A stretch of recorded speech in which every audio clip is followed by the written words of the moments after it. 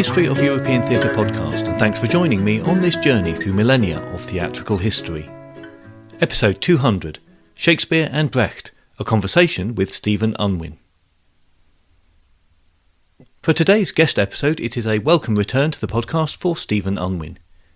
I spoke to Stephen earlier in this Shakespeare and Jonson season to discuss his book Poor Naked Wretches, which examines the way Shakespeare portrayed working people and their significance in the plays. For his next published work, Stephen has produced a work that examines Berthold Brecht's lifelong obsession with Shakespeare, and which makes the case for reading the two playwrights together. This is part of the Arden Performance Companion series, so is slanted towards practical suggestions about how performance of Shakespeare can be achieved through Brechtian techniques.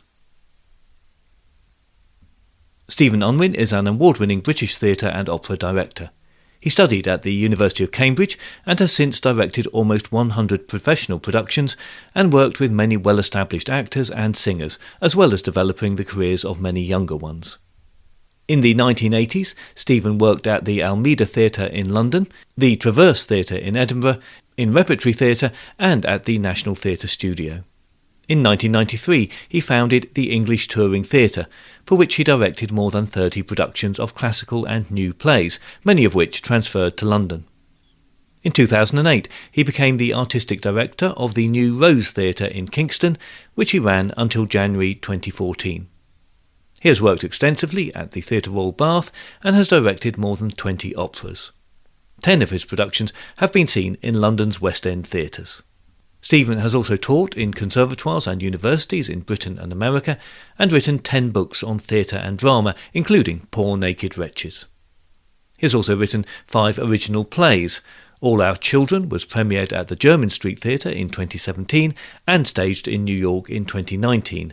And Laughing Boy opened at Jermyn Street in 2024 and also played at the Theatre Royal Bath. Stephen is a campaigner for the rights and dignities of learning disabled people, and Beautiful Lives, How We Got Learning Disabilities So Wrong, was published by Wildfire Books in June 2025. This is only a shortened version of Stephen's achievements, and I would encourage you to visit his website for much more information. You can find him at www.stephenunwin.uk, and I've put a link in that to the show notes. I spoke to Stephen from his home over a Zoom call. So my new book, Shakespeare and Brecht, is part of a series from Arden called the Arden Performance Companions. And I think what the idea is, and I should say I'm not one of the editors or anything of it, but I think what the idea is to have books where you see how a significant theatrical practitioner has engaged with Shakespeare, and how that can give students, actors, directors, teachers a kind of clearer sense of how one might conceive of doing Shakespeare today. And I've just got the edition here in front of me. Various ones they've done. They did Shakespeare and Lecoq, the great French director and clown Lecoq. Mm-hmm. It's a book called Shakespearean Rhetoric by Bennett Brandreth, which is actually a marvellous book. Shakespeare and Stanislavski by Annie Tyson, which sort of sits as a twin to my book on Shakespeare and Brecht. Right. There's a book called You and Thou in Shakespeare, which is a kind of tracks through when he uses you and when he uses thou, and how that's a little bit more complicated than simply formal and informal. It's an interesting thing. And then there's a book called Shakespeare and Meisner. And here it says a book in preparation is Shakespeare and Laban. So I think it is about how modern practitioners, I'm sure there'll be a book on Shakespeare and Peter Brook at some point, right. how leading practitioners have engaged with Shakespeare, and I think above all, what can this do to help students and actors and directors think about doing it today? It's they're very much performance guides. Which actually is an interesting thing in terms of my book, and I can tell you about that in a moment. The notion that there are how should we say, simple guides on how to think about doing this stuff is quite complicated, particularly when you come to somebody like Brecht. So Shakespeare and Brecht. Well, Brecht was obsessed by Shakespeare through his whole life. And I think what you can see through Brecht's writings, both his theoretical writings and his creative writings, and his letters and his journal and his diaries and so on, is you can see this kind of engagement with Shakespeare, with the great, with his great mighty predecessor, but an engagement which is a kind of an active one. It's not just simply reverential, although there are interesting moments of reverence, but there's also a kind of a struggle with this ancient writer.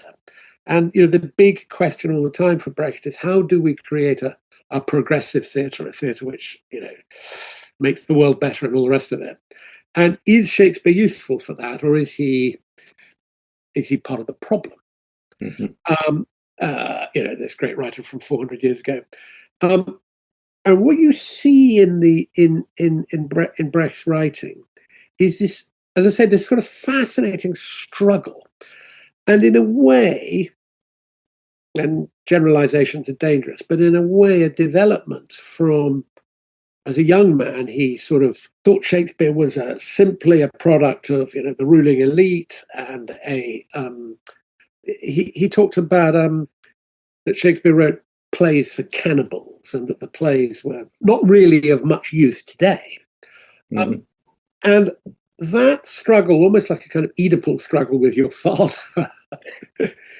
as he progressed, you could see he gains and develops more respect for Shakespeare. And the last note in his work journal, which is a marvelous, marvelous volume, the last note in his work journal is he says he's looking at Coriolanus, and he says, I think it probably could be done as it is, but with good direction. And that carries in Brecht's mind, that carries an awful lot. One of the challenges about writing this book is that, as I said, these books are designed as performance companions. I mean, the subtitle is A Practical Guide for Actors, Directors, Students, and Teachers. But not only does Brecht not provide a kind of a clear, simple template. If you do it like this, then you're doing it as I want it, if you see what I mean. But there's another problem, which is that if you don't understand, with Brecht, if you don't understand his intentions, his political intentions, his philosophical understandings, his broader commitments, it's very, very difficult to work out what he's asking. So you have to, let me start again. The way that Brecht's theatre works is about opening the stage door and bringing the street onto the stage, right? So this isn't a purely aesthetic project. It's a political project. It's a social project. It's a full of, you have to look at the outside world and see how that shapes and informs your decisions as a director or an actor or a designer or whatever. Now, in putting the book together, they kept saying, can you do exercises? Can you describe exercises? Can you give us practical tips? And I do that, but I call them, I think in the other volumes, they're called exercises. And I call them provocations, exercises, and practical suggestions. Because in order to do Shakespeare in a Brechtian fashion, you have to kind of think in a Brechtian fashion first. So it's a fascinating, quite complicated project trying to write this book. There was a moment when I felt that really what I was interested in was if you like, a study of how this great theatre man, how he looked at his mighty predecessor, without giving any guidance to people today. Arden were pretty strict about it, and they said, no, we really need it to be practical. But I think the book, which I'm proud of, but I think the book straddles those two demands, if you like. So that's in a way the book's big story and the overview that I was trying to, and the energy I was trying to catch. I hope everyone will have a fair idea of Brecht's work, but certainly as a playwright. But of course, he's one of those people who was really a director first, I think, and then a playwright second, he would have said. Or are the two so intertwined that you can't separate them? The two are so intertwined, but he was also a great poet. I mean, he was, many say, the greatest German poet of the 20th century, and quite a lot amongst some fairly stiff competition. But he was a very great poet, but he was also a philosopher. He was a thinker. He was a political thinker. He was an aesthetician. He was interested in developing an aesthetic, not just an aesthetic theory, but an aesthetic approach, an energy, which somehow would meet the peculiar demands of the world in which he lived. One of the things that's fascinating about Brecht, and there's so many interesting things, and I'm a kind of rare English Brechtian, there are not many of us. One of the fascinating things about Brecht is that in 1933, he and his family went into exile, lived in Scandinavia for 6 years. More than that, I beg your pardon, from 1933 to 1941. Loathed by the Nazis, who would have loved to have had him killed. Loathed by the Soviets and by Stalin, who thought he was a very dangerous figure. Misunderstood. His English was not good.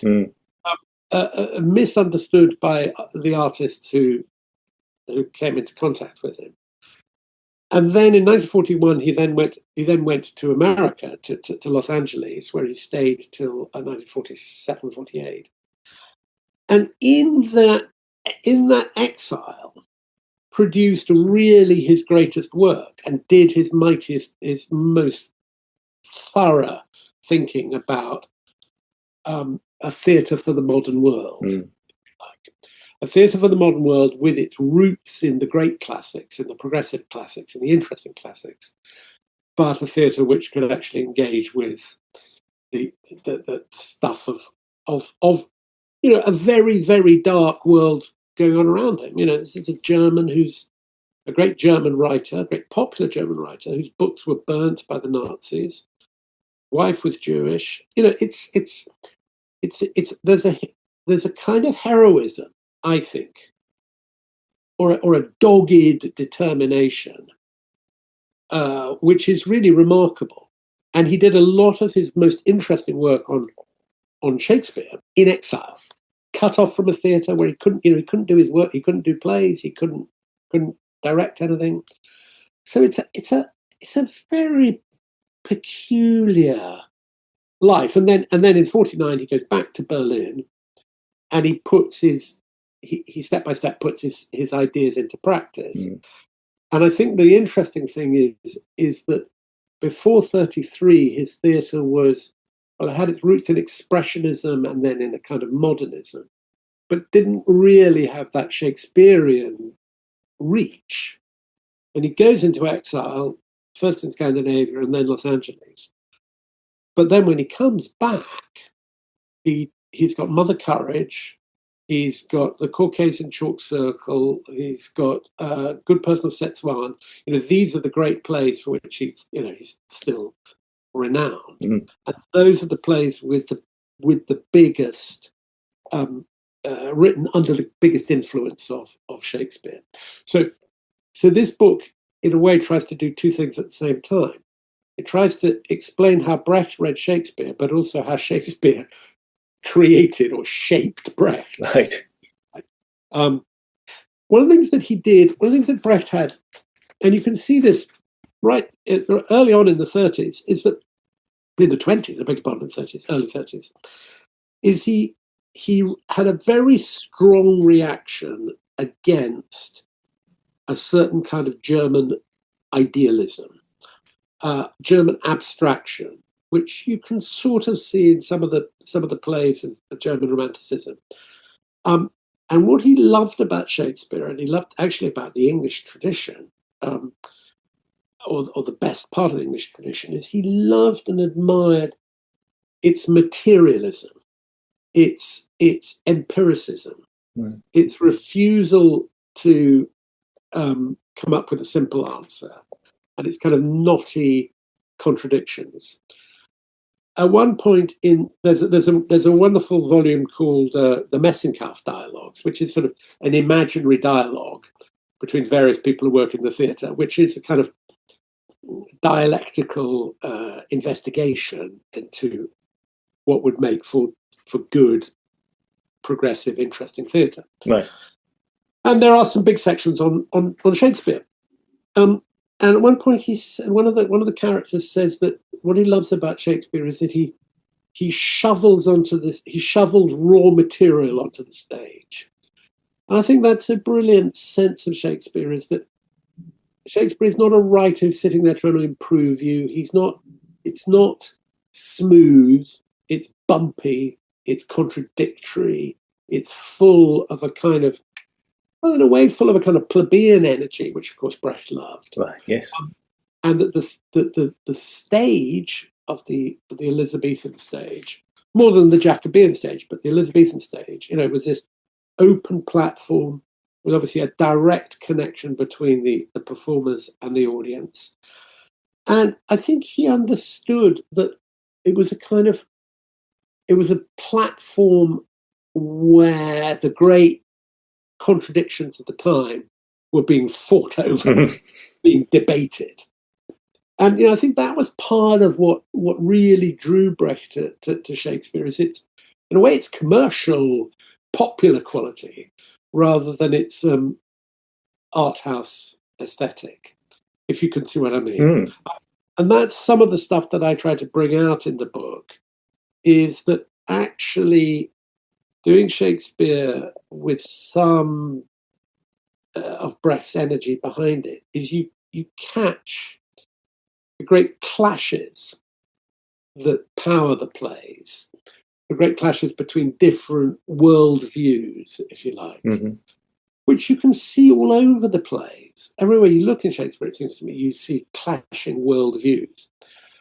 Now Brecht was, perhaps unsurprisingly, was particularly drawn to the history plays and the tragedy, Shakespeare's darker purpose. But actually, you can read even the comedies with a Brechtian understanding. Let me give you an example. Yeah, please. Which I can't even remember if I mentioned in the book. Maybe I do in passing. But if you look at A Midsummer Night's Dream and you look at Hermia, if you realise that in the first scene, Hermia isn't simply saying, I love him, I don't love him.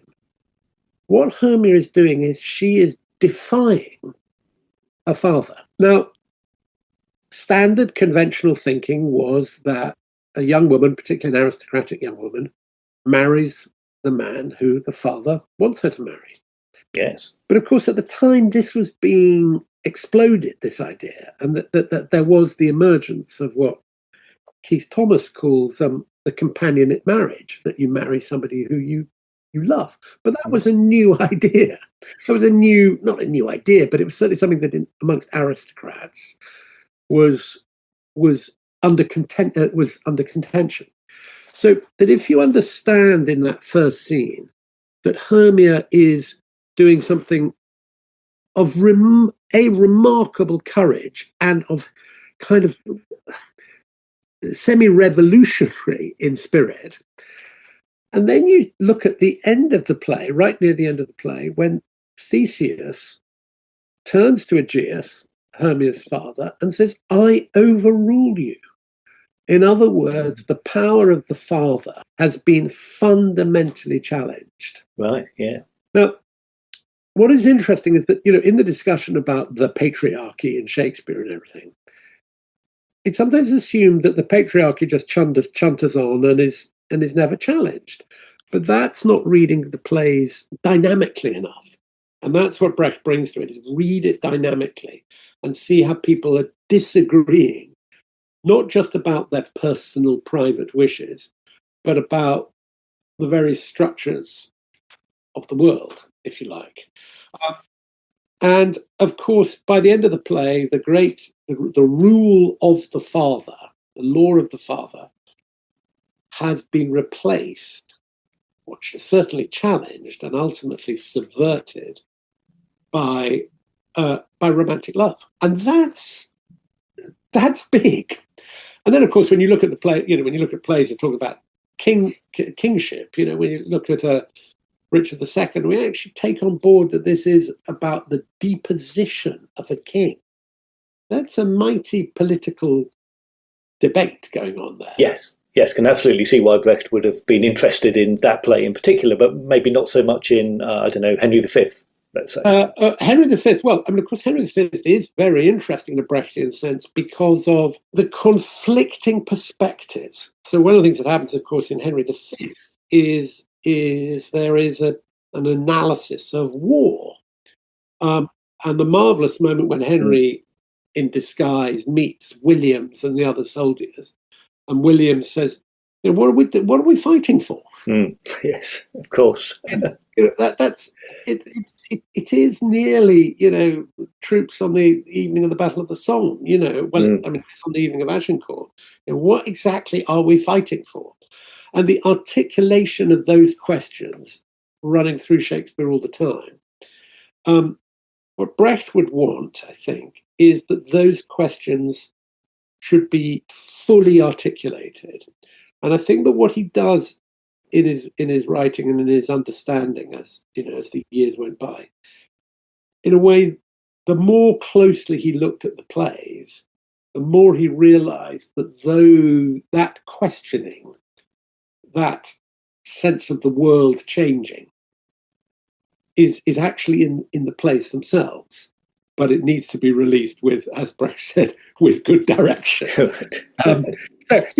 He's more interested in the tragedies and the political and the histories, including Henry V, actually, and less interested in the romantic comedies. But he does talk about them a little bit, and they do cross his path. He was fascinated by Measure for Measure.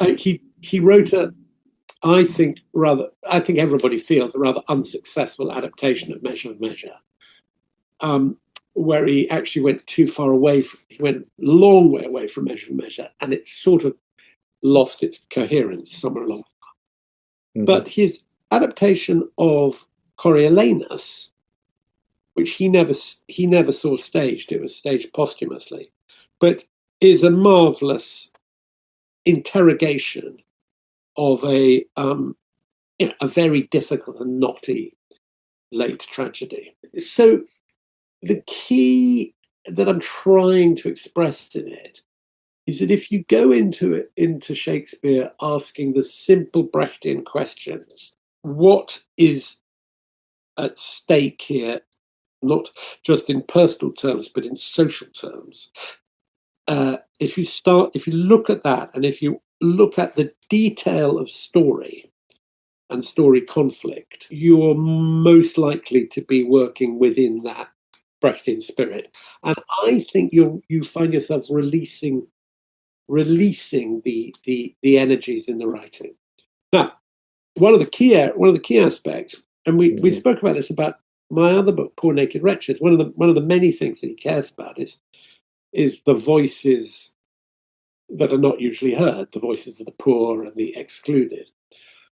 And of course, the more you look at Shakespeare, like I tried to do in Poor Naked Wretches, the more you see how those voices are rich and complex, and provide an alternative perspective on the world, so that the world isn't just simply interpreted by the powerful; it's also interpreted by the less powerful, and that has built into it conflict. I think one of the things that Brecht would have done is if you locate Shakespeare between the two great early modern crises in English history, one of which, of course, is the Reformation, which was massive. So that's, was it 30, 40 years before he's born. But its impact is still being felt, change in the state religion, but then all the other social changes that happened led, the dissolution of the monasteries, You have that 30, 40 years before he's born. Very much, yeah. And then 30, 40 years after he dies, you have the execution of the king and civil war and revolution. So Shakespeare's standing between those, enormous moments of change in a world which is changing very, very rapidly. So I think that to do Shakespeare and Brecht with a Brechtian spirit, you have to recognise the world is changing. And what's interesting is that then when you track the plays and you see them happening on an open stage, and you see this continuous stories of conflict and change and development, which sometimes is resolved comically. We talked about A Midsummer Night's Dream, and sometimes is resolved tragically, King Lear. But they are all stories of change. And that, I think, is essential to approaching Shakespeare. There's a sort of misunderstanding sometimes about Brecht. People imagine that if you do a production of King Lear and King Lear is dressed like Donald Trump, that you're being Brechtian. I don't think you are particularly. I think you need, you can if you want, but I think you need to ensure that you have the analysis, the sense of the historical conflicts. And if you're going to change the period, you need to make sure that you're finding a place where those historical conflicts really play out. So being Brechtian isn't simply just superficial political signalling. In fact, I think more and more that it's the opposite. He was interested in how you could present the work with a sense of its historical moment, but without kind of a slavish historicism, if you like. To get the atmosphere, the feel of an early modern world in a moment of, in a period of dramatic, of upheaval. That's when he thought you could catch the energies in the drama. I think one of the things that he would have been very suspicious of is the notion of Shakespeare's kind of universality. He recognized that he was a very, very mighty writer. But I think he went, well, he was a mighty writer of his time and place, like every writer is of their time and place. And that, again, slightly runs up against some of our modern preoccupations, which is, Peter Brook, who was a remarkable director, who I knew a little bit. Right. But, yes. He said he was not interested in history. He was interested in the present moment. And I think that Brecht has the absolute opposite position. He's fascinated by history, but not so much the superficialities of history, but the underlying dynamics of history. He called Brecht called Shakespeare in the same quote that I was mentioning about raw material. He called him the great realist. Shakespeare was the great realist. I think that, again, is about catching people caught up in the stuff of the world. It's not the same as naturalism, but it is defining character in relationship to other people and in relationship to the society and the dynamics of the world in which they live. So I think it's interesting because the assumptions, this is one of the things I found writing the book, is I think a lot of assumptions about Brecht is that it's all about artifice, exposing the lights and doing all this kind of stuff that people think is Brechtian. But the more I look at it, it's kind of the opposite. It's about putting this kind of raw energy, this social, human, pulsing blood energy, where people are arguing on stage about how the world should be organized. how it should work. Who's in charge? If you think of it today, you'll have one character who thinks there are too many immigrants. You get another character who thinks there are not enough immigrants. Bang them up against each other. And Shakespeare not telling you what the answer is. I think Brecht is interested in the same thing.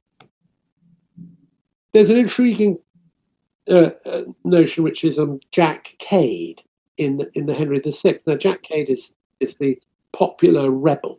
Now, Jack Cade is sometimes, and I talk about this in Poor Naked Wretches, but Jack Cade is sometimes assumed to be, Shakespeare just sending up a comical rebel and showing that that he's of no, that rebellion always leads to disaster. That there's a simplistic moral fable.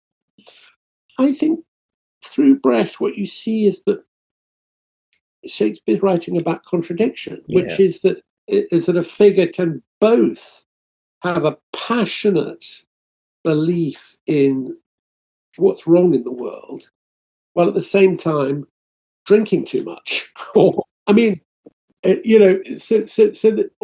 whatever. There's so many other contradictions in there. He can be vain and at the same time think that the rich are too rich. And it's kind of simplistic to think that it's just saying one thing. So Brecht was very interested in what he called relative qualities in the characters. A thing he loved was that in Romeo and Juliet, that Romeo is already in love with somebody else, with Rosaline, before he meets Juliet, before he sees Juliet. And I think Brecht says, Romeo has a bursting scrotum. This is sort of wonderful. Typically Brechtian sort of materialist comedy, joking thing about it. But the kind of serious point is that it's not that Romeo is a romantic. It's that Romeo does something specific and falls head over heels with this girl.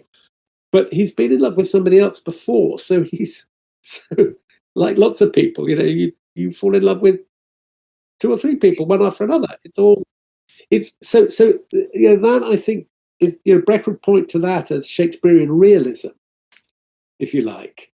And that's what, when you attend to that stuff, it becomes alive. There's irony in the world. There's irony and wit, which is very, very important in Brecht, and I think very important in Shakespeare. There's wit, there's three-dimensionality, there's contradiction. So I suppose I feel that in some way, and you have to work your way through Brecht quite carefully, but in some way he does offer a brilliant key to how to think about this stuff, a really useful key. But you have to slightly hack your way through the jungle to get to that. So what the book tries to be is, I've been engaging with this stuff for 40 years so the book tries to sort of take the reader by the hand and get, don't worry. Yes, it seems very complicated, but it's not that complicated. That exposes the kind of outline of what Brecht, I think, thought about Shakespeare and what the book is trying to do. The structure, let me just briefly outline the structure. So it's after an introduction. I then divide it into four parts. The first part is called Changing Worlds, and that it really is about Brecht's changing world. He's born in 1898. He's born before the First World War, and he dies in 1956 after the Second World War. But as a German, he lives through the Great German Catastrophe. But his changing world, but also Shakespeare's changing world. So you have these two figures involved in moments of extraordinary change. Then part two I call The Great Realist, which is really looking at Brecht's own writing on Shakespeare. And, I divided it into three sections. Preparing. When you're preparing a production, what can you find in Brecht that helps you think? when you're rehearsing a production, what can you find in Brecht that helps you think? And then when you're actually putting it on stage, what can you find in Brecht that helps you think? And then in part 3, I look at 6 Shakespeare plays: Richard III, As You Like It, Measure for Measure, King Lear, Coriolanus, and The Tempest. And I sort of subject all 6 of them to, well, I introduce the reader to where Brecht talks about these individual plays, draws their attention to them, and his work on, well, particularly on Measure for Measure and Coriolanus. But then more than that is I then kind of guide the reader through the plays in a Brechtian spirit, if you like. Some of the things I've been talking about just now, but lots of others. And then I conclude with what I call questions and suggestions, where I have, I suggest that a director, an actor, people working on Shakespeare could ask 3 questions in the Brechtian spirit, or need to be able to answer 3 questions, I beg your pardon. And then I offer 10 suggestions, which I could read. As the world changes, our views of Shakespeare change. Indeed, many of the conflicts that Shakespeare dramatized so vividly 400 years ago seem even more remote today than they did to Brecht. This is exacerbated by the fact that modern progressives often identify with causes largely unaddressed by Brecht, whose preoccupations were labour and capital, power and exploitation. And so Brecht needs to be historicised just as Shakespeare does, and we shouldn't imagine that everything he wrote is valuable. Consequently, we need to pick our way through his writings with a mixture of respect and scepticism, an open mind and a questioning spirit. And it's with this that I offer 10 tentative suggestions addressed to the director who has committed themselves to staging a play by Shakespeare in the Brechtian fashion. 1. Develop an interest in the details of what happens in the drama and take nothing for granted. Find ways of presenting the events as clearly as possible and do everything you can to entertain by dramatizing disagreement and conflict in big things and little. Above all, tell the story and make telling the story your guiding star. 2. Communicate the process of continuous change. Make sure that the actors don't play the end of the play at the beginning, and plot these developments as accurately as you can. Help the audience see how the characters change, but also how society changes. 3. Resist simplistic notions of an impersonal fate. Don't present anything as inevitable and try to show the impact of individual decisions and actions. Focus above all on those moments when a character chooses to do one thing instead of another, and do whatever you can to show how he or she came to that decision, as well as its consequences. 4. Explore what happens between the characters and present human beings as social animals in a continual process of interaction. Yes, they have inner thoughts, but these express their relationships with other people. Remember throughout that presenting the way that people live alongside each other is the fundamental objective of the theatre. 5. Recognize that social class exists and that the discrepancies in power, wealth, and status are vast. Look for those moments when class differences are at their most pronounced, while simultaneously exploring the contradictions within classes. Remember that character is created by social circumstance, and clarify these wherever they show their head. 6. Explore the contradictions within the world of the play and show how different it is from ours. Embrace historical difference and aim to dramatize the core conflicts which define the historical moment. And explore the contradictions in the characters themselves, kind and cruel, visionary and blind, radical, conservative, all at the same time. 7. Don't treat the text as an unalterable monolith and try not to be mesmerized by its status.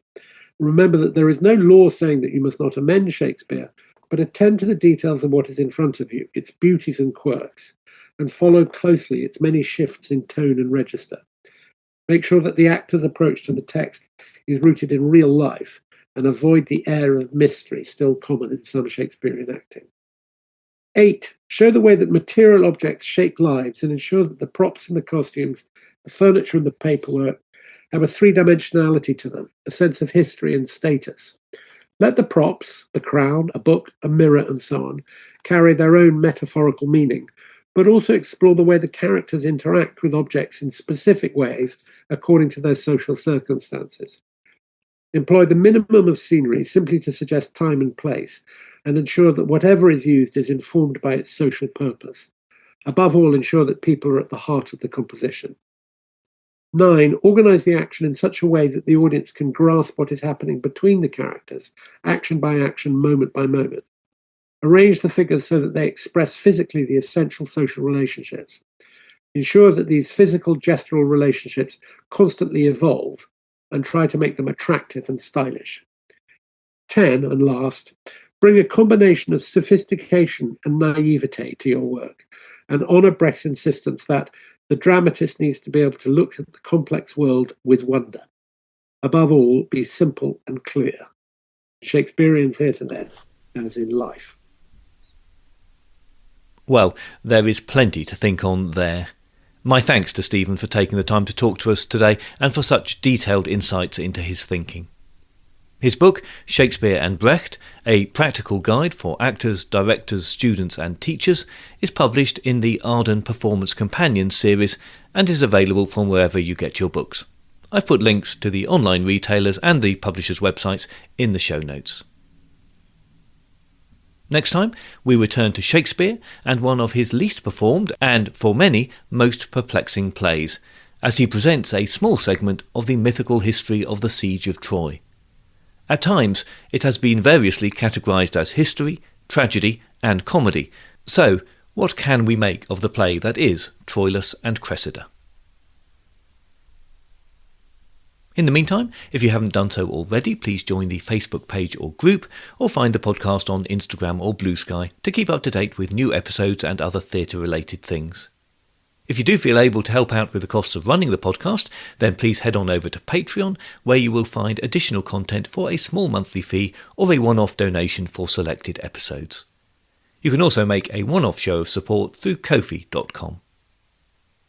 I look forward to your company next time, but if you do have any comments or concerns in the meantime, you can contact me by email at thoetp@gmail.com or through the website, where you can leave me a voice message by clicking on the microphone icon, or you can write to me on the contact page. That's all at www.thehistoryofeuropeantheatre.com.